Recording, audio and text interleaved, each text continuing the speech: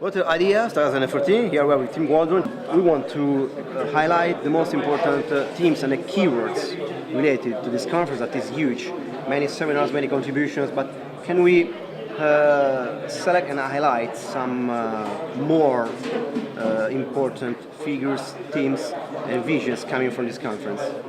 Well, one of the biggest issues in the world is the fact that every week we have an extra 250,000 people born into the world, and the water resources already in many parts of the world are becoming scarce.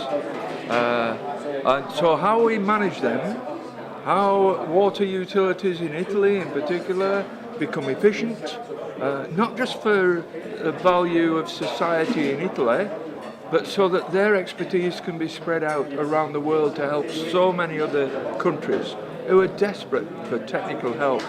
Now, Italy has been a leader in the world for many years, so it's so important to be having this conference here and for the message to be going out to regulators, to water utility managers, to engineers and scientists, that we need to get better and better at looking at the efficiency of water, saving water, especially from the water losses that run underground.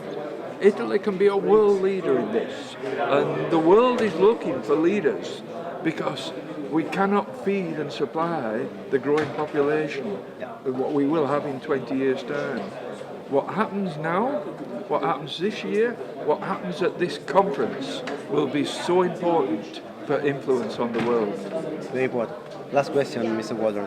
Yesterday we talked about smart water in smart city. That is a very, is a trendy topic, but also, important, to solve problems and to foresee, to make a track for the future.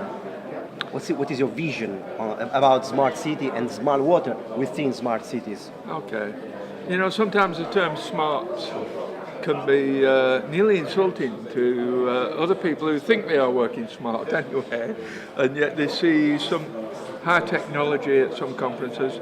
The smart thing is always doing what's best for society and the people. It's the people in any country who end up with the final result of how smart a water company is, how smart people are working. So we don't just have to be smart in technology, of what equipment we use to find leaks or to know how well a water distribution is going. Smartness is also in leadership, in people genuinely showing leadership for the people, because water industry is a long-term investment.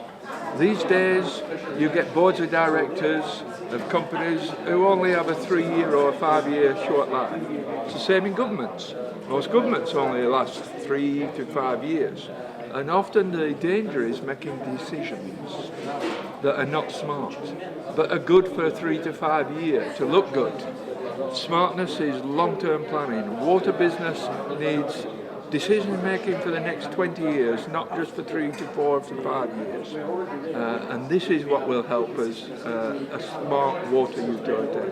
So the term smart, people tend to think it's related to having high levels of intelligence, data gathering equipment, very modern computer-controlled correlators that can find leaks. No. Smartness is in leadership, in knowing how to utilise that best, knowing how to lead a country, not just large cities, but all the small cities as well, knowing how to give guidance to them to move on, to improve, and then to utilise that knowledge that they've gained within their country throughout the world. This is what I would call smart. But rather than smart, I'd like to call it intelligent. Intelligent use of equipment, of systems, of processes, and then the best benefit for people. It's all the people that we work for, and everyone needs to recognise this, but nothing more important than leadership. Okay, thank you very much. Okay. All right. Tim Waldron, WaterIDEAS Conference, Bologna.